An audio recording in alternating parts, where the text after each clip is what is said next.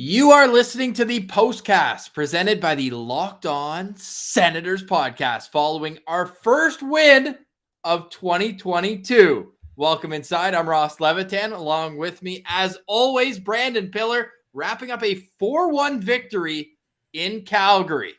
Took us a long time to get here from their last win going all the way back to mid-December. Pilsy, how good did that one feel? Oh, feels so good to get that win. First win of 2022 and Matt Murray's first win of the season, and a good game all around by the Senators. Like, they did a lot of things right. They checked off a lot of boxes and they end up getting a 4-1 win as a result. The crispy Sens, as Troy Bautista I like that up here, because we had the pesky Sens forever, but this team is a little bit something special. How many highlight reel goals of the four? I counted 3. What do you set that number at? Yeah, I would definitely say 3. Like, pretty much Nick Paul's first one was just kind of whipping it on net in a bang play, but then the one, the golden goal sequel, as you called it, Ross, that was a highlight. And then Connor Brown scores on a breakaway. Like, we don't get to see that very often, so that definitely was exciting. That was an amazing effort, and it really put an exclamation mark on the game after Matthew Tkachuk scored the lone Flames goal in the first minute of the third period. Did you get the nerves there? Were you wondering if the Sens were going to pull a Leafs? No, oh God, no, I didn't think they were going to pull a Leafs, but I was a little nervous because we've seen this story before, but this Sens team just looked different this time. Like, they weren't giving up those bad turnovers in the neutral zone. If anything, they were the ones getting loose pucks and turning the puck over. So that kind of luck really changed things for the Sens, and they played a good defensive game too. They talked about it on the broadcast. All the guys with the puck for the Flames, quick forecheckers on them, quick back checkers. Like, there's not a lot of time for the Flames to get much going, and when they did, Matt Murray stood tall. We saw him make a couple of really big saves. The Sens led for all but a minute and 43 seconds in this game. That's when Nick Paul opened the scoring. Assist from Alex Formenton, and get used to that second line producing on this evening. Nick Paul doubled his goal total on the night with 4 minutes left in that first period. Assist to Connor Brown and Alex Formenton. In the second, Drake Batherson gets his 10th goal of the year. Assists to Brady Tkachuk. We're going to get into all these goals, but if you're on your way to work, listen to this, because you can listen to the Postcast wherever you download your podcast afterwards. But we love everyone joining us in the stream. Need some Go Sens goes in the stream, though, after the first win in far too long. The first win for Matt Murray in far too long. But before that, I mentioned Matthew Tkachuk to finish off the scoring summary here. He gets his 16th of the year in the first minute of the third, and Connor Brown ends it on a breakaway for all you need to know. 5 minutes into the period, they bring that 4-1 lead all the way home, Pilsy. It was a 27-save effort for Matt Murray, and I think that's a great place to let you pick up. Yeah, absolutely. I mean, this is what happens when the team doesn't give a flat performance in Matt Murray, and the key there is, and he makes big saves at opportune moments, and he finally was doing that, not just once, not just twice. I would even say there was 3 really big saves that if he doesn't make that, the whole momentum of this game shifts, and Ottawa isn't able to build on those good things that they were doing. They weren't able to build on that. They wouldn't be able to build on that quick Nick Paul goal. So Matt Murray really did look a lot better this game. I guess a bunch of practice helps out. I think spirits were good around on the ice for the team. If you watch that Batherson mic'd up, it seemed like the boys were loose and having a good time. So I think definitely Matt Murray got a positive bounce back from that, and it was great to see him get the win.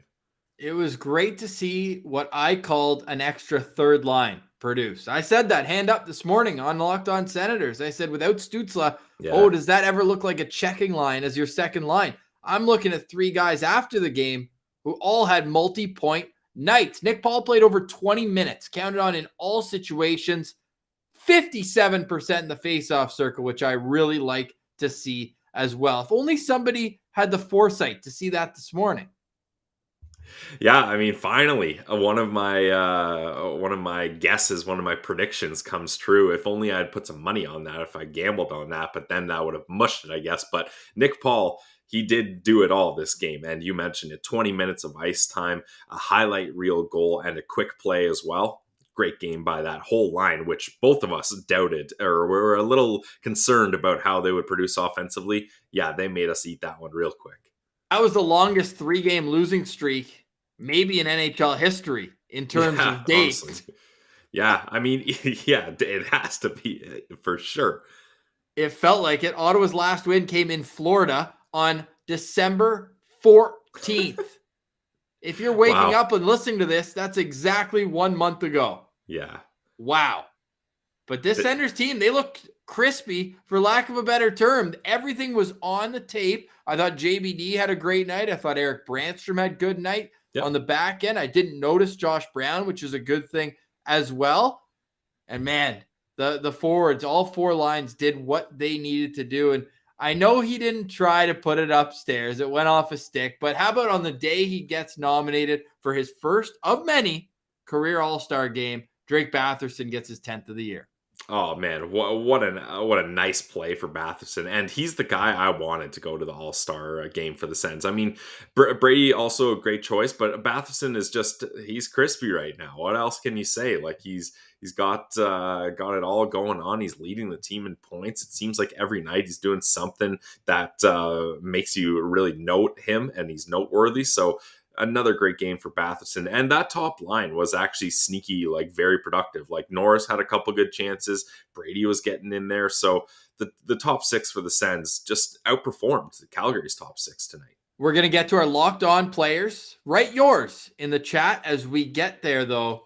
We had our first Tkachuk on Tkachuk violence. Did you see Brady throw Matthew down in front of the net? That's a play where nobody's taking any numbers. It's full scramble mode right out front, and you just saw the stronger Tkachuk come out on top. Yeah, I mean, everyone knows who the stronger Tkachuk is. Even Matthew does, too. Even He's Matthew. Been on record that's what I mean, yeah. But he didn't like getting thrown down. He immediately did one of those stick swings, and you don't want to get in the way of one of those, but Chantal is pretty upset somewhere. All right, you're locked on player, Pillsy. I'll give you a few because, man, there's a lot to pick from tonight. All right, I'll take 2, you take 2. How about that? Fair. All right, I'm going to start off. Should we draft them? Because I feel like there's 4 people. That's all fair. right. Yeah. First overall pick? I'm going Connor Brown. Like, he had such a good game. That play to get it back to Nick Paul for the Golden Goal sequel was just dead on.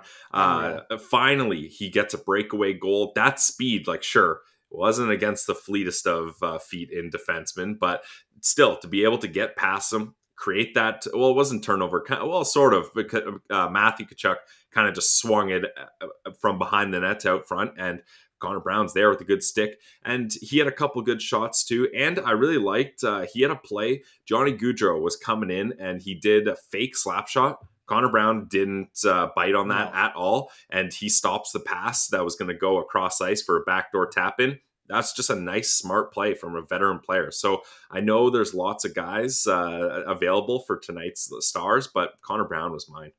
Another topic I want to get into is where do you put Stützle on Saturday when he should be back in the lineup? Do you keep Nick Paul with Connor Brown and Alex Formenton? Save your answer because we're going to draft our locked on players of the game.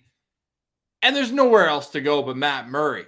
But I do want to get into his game a little bit deeper in saying that, because in the first period, there were highlight reel saves. There was that 2-on-1 play where everyone thought the play was going to one side, slid backdoor play, and Murray was right with him the whole way. The little drop pass on the 2-on-1. Then later on in the period, he makes a save off of the corner of his post. But even afterwards, I was like, man, it's good. He's making saves. He's feeling good. But I would like to see a little bit more rebound control because they were popping out in the middle of nowhere. And it just happened that Senator Sticks found it first. And that was really the story of how the second chances got away. But there was a low to high one-timer play in the second period. Our boy Laleems Martian clipped it. And there was no rebound to be seen. And from that moment forward, I knew the Senators were going to win that game. Matt Murray's rebound control might be the most correlated single attribute on this entire roster to whether the Sens are going to have success or not. Yeah, I mean, it's definitely a big part of it, especially with the Sens decor, let's be honest, not being totally up to snuff. If rebounds are popping out, they're not always going to be there, and they're not always going to be strong enough on the puck that they can get that away and have Matt Murray not worry about it. So I definitely think that's a big thing. But another thing too is if Matt Murray can get a team that plays good in front of him, then those mistakes aren't going to be so magnified, and he's not going to get so down on himself and grip the stick so tight and be reacting crazy all over the place. He can kind of calm down and settle in a little bit more. So I think great game by Murray, and the team rewarded him with a good game in front of him. Yes, they absolutely were. All right, you're up for your second. So I'll tell you what I'm laughing about afterwards, but you're up with your second locked on player of the game. All good, all good. Well, I got to go Nick Paul then. Hey, my OG locked on player. Like, I liked how he simplified his game. I think helped a bit too. Like, just get pucks towards the net. And the thing too is Nick Paul, and Ross, we know this from watching him in Belleville, he is an underrated shot. So that first goal that he got, sure, it looks like a nothing play and it's kind of far out, but his shot can surprise goalies. And then I think that's what happened there with Markstrom. And then, hey, give him a little bit of space in front of the net, and he can pull off those highlight reel moves like he did for his second goal. Mind you, not as often as you would like, but once in a while he can pull that bag of tricks out. So a great game for Nick Paul, and 2 goals. I was really hoping, Ross, I love seeing him out on the power play at the end of the game. I was hoping the boys would feed him one and he could get that hat trick. Eh? I know, they tried. They tried. There's only so much that you can do, but you appreciate the effort when the teammates really want to get you your first career hat trick. Now he's got 3 multi-goal games now, but Nick Paul certainly did it all. And we talked about it off the top because he was the offensive star of tonight's game. So you've got Connor Brown and you've got Matt Murray, you've got Connor Brown, you've got Nick Paul. I have Matt Murray, and I'm torn on this one because Alex Formenton deserves a shout out. He's the third member of that line. So I'm tempted to go with him.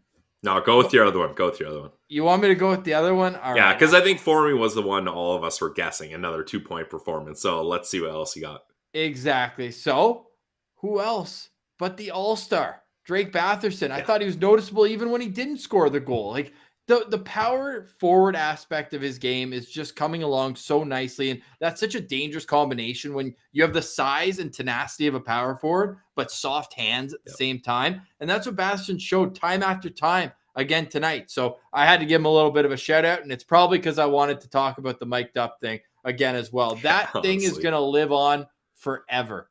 The amount of memes from it, like we already posted this morning, feeling crispy when you're coming out doing the pod early in the morning, and then that was labeled afterwards when he scored his 10th of the season. So unreal accomplishment, and this kid's only going to get better and better. Hey, did you know he's on a contract under $5 million for the next 6 seasons? How are you?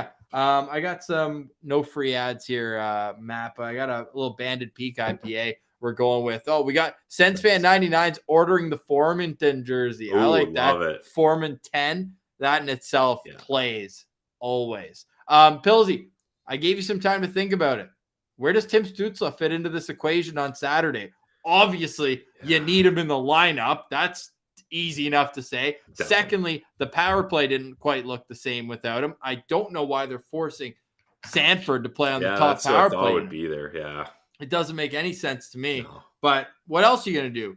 You could listen to Locked On Senators. I said move Brandy up, go 2 defensemen on the first unit, but then you're a little short. Although I like Drake back there too, though. I know Drake is good, sneaky good up top, but he also plays the bumper so well. He can move around anywhere you need him to play. But where do you start Tim Stützle? And everyone in the chat, let's hear you. Like, do you break up the Formenton Paul Brown line? I don't think you can right now. Which is so funny, Ross, if we went back 10 hours and told ourselves this is how we'd be reacting to this. But I don't know. And I feel like DJ Smith has said it. He's kind of a hot hand guy. And we know DJ Smith loves Nick Paul. So after a game like this, I wouldn't be completely shocked if he just goes with the same top 6. But then, that's an awkward position to be putting Timmy on a new line with like Austin center. Watson. Where's he going to play? Right. So I think Tim Stützle probably goes back to second line center, but I would not be shocked if DJ Smith is like, this line got 6 friggin' points last They game. won us the game. Yeah, straight up, they won the game. We're not breaking them up. So either way is fine. And hey, good problems, right? Okay, let's sink our teeth into the fact that I'm with you. I think DJ Smith's going to keep the top 6 the way it was tonight. So who does Timmy play with? Immediately, my mind goes to Tyler Ennis on one side, best to ever lace him up. But he does complement him with the playmaking ability. He can keep up mentally with his hockey IQ. But who else do you throw out as the third member of that line? I mean, I guess Sanford, right? Because you don't want to break up that. You don't want to break up that Gambrell Watson pair. So Right, because Sabrin's done. You see his finger? yeah, that guy, that guy is going to be sitting for a while. He's done. Yeah. Oh my God. Those are always the weird ones, the dislocated fingers, especially because like you can't help, but you have to show everyone. Exactly. It's like those, and I hate this, Ross, but it's like those fail videos of skateboarders breaking their wrist every single time. Same reaction, like limp wrist and shit. Like I gotta show everyone what's going on here. Walking off the ice, that was tough to watch, and he got his face carved apart. I mean, Lucic got 5 punches in for every one Sabrin, and he was just surviving. Like, he wasn't fighting there. He was surviving. What was up with picking that moment in the game? I don't think Sabrin didn't pick that moment. Luch did, and that's Sabrin giving the nod to the veteran, being like, all right, I'll throw you one here. He shouldn't even be out there for an offensive zone face-off in that situation. Yeah, actually, good point. This guy was playing on the second power play unit in Belleville last weekend. Like, what's he doing on an offensive zone draw? That's absolutely wild. But what's Matt saying? Can't keep the lines like that against the Oilers. They play a different game. Well, the Oilers games only got them 2 wins in the last 13 games, if I'm not mistaken. So we'll see. They're going to be hungry, no doubt. But I don't know which way. I don't know what Senators team we're going to see, because we saw 2 completely different teams the last 2 times. I mean, to be fair, those 2 games were weeks apart. Yeah, lots of time to dissect. Crazy. This would be a light schedule on an NFL standpoint. Honestly, yeah. And the Senators are getting that. The hockey gods owed us this win, though, Pilsy. They really did. Yeah, they could, after a 6-0 loss to the Leafs to kick in the new year, like, that wasn't happening again. And I think the boys, that's a lot of pent-up time to have to sit on that one, especially if you're Matt Murray. So that's well-deserved. Anyone in the comments, you have any questions for us before we go, feel free to shoot it at us. It's 4-1. The Ottawa Senators come out victorious in Calgary. The next meeting for the Senators will be in Edmonton against the Oilers Saturday night. The Giggles mentioning Cheryl Pounder and her analysis of the game. Impressive. You should go back, check out our interview with her. She's been on the show twice. She's amazing. Really breaks down the intricacies, and you could tell she's a former defenseman. Yeah, she's always talking about the body positioning and how the passing lanes open up for defensemen. Yep. It's super interesting. We love listening to Cheryl on the broadcast. She's going to be doing Olympic broadcasts as well, which is going to be great. Jake Sanderson officially named to that. We'll get into that more on Monday's Locked On Senators, as if we haven't already enough. That kid seems to be in every one of our shows. Cannot wait. What's the best food at the Ralph? This guy didn't get the memo. That's sad. We should be at the Ralph tomorrow night. Couldn't tell you. Although I will say I had barbecue last time I was there. It was unbelievable. DeGiggle's writing in again. Is there enough room for all the defensemen in our system? This is a great final question to get off on. And Alex, it is going to be very sick to watch Jake Sanderson at the Olympics. But I want to ask you this, because as I was watching the game tonight, we've seen JBD. And earlier on in the season, we saw Lassie Thompson for a little while. Those are the 2 right side defensive prospects that are in the system. On the left side, there's Jake Sanderson and there's Tyler Clevin. And beyond that, there's a few guys, right? There's Max Gannett, there's Jonathan Aspero, there's a few guys, but they're a little bit lower down the totem pole. How many of these prospects do you think Ottawa will need to step up? And how many of their decor right now do you see as parts of their future as well? Your Shabbats, your Zubs? Well, obviously, I see Shabbat as a part of the future. That's an easy one to nail down. I would love for Zub to get extended for sure. So there's could be a top pair, but I would like for JBD to be with Shabbat. I think ever since JBD was drafted, that's kind of always been the vision. So that makes a lot of sense. And then, hey, and then if you're looking at a bottom pair of Clevin and Thompson, I like the sounds of that. I think you can do worse than that. You can certainly do worse. And that's your yin and yang, right? So I think really this team has their defense figured out if these guys project how we think they will. So I would love to see, Shabbat, JBD, Sanderson, Zub, Clevin, Thompson. Great. Sign me up. That third pair, though, I think it'd be great to have a veteran guy to be able to move in and out of the lineup, at least for next year. Yes. And I'm not talking MDZ, although that guy just keeps dominating down in Belleville. But Oh, yeah. beyond that, like I do think you need to go out and bring in a defenseman at some point. Yeah. I guess I was thinking further down the road, but for next season, yeah, they're gonna get their pick your guy off the bingo card, veteran defenseman. No, but I want it free to be agent. better than that. And by the way, We all do. we got to Ross. end off We with all this, do. Pilsy. This is what I was laughing at earlier. I remember I said, I was like, I'll tell you later. All right, yeah, let's hear it. Eric Goodbranson, -3 in 12 minutes tonight. Kevin Biekso, would you care to comment?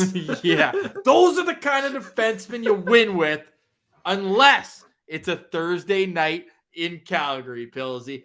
Your overall impression, because we're going in to tomorrow's Locked On Senators. So give us a little tease. What's something you want from last night's game, if you're listening tomorrow, or tonight's game, that you are hoping to expand on in tomorrow's show? Well, I was just about to say we've basically done an LOSP episode as we're approaching on 22 minutes here. But, I mean, we're making up for a lot of lost time on the postcast, so that's fine for sure. My overall impression is this team really seems to kind of regrouped. Like, as much as it pains me to say, maybe that break is what they needed. And I don't like to hear that, but it seems like look at the difference. And we joked it was a long time ago, but look at the difference from that first game, January 1st, and this game. I mean, black and white, completely different teams, different performances. So I just think that it's great that this team is figuring it out, and they looked amazing. Pilsy, we both forgot Eric Brandstrom in our Senators players on the back end. I liked his game tonight. Hey, so did I, but I just don't see it working, and I think he's going to be a trade piece. I think he's going to be someone that they use for value here. Aren't you selling low on him, though?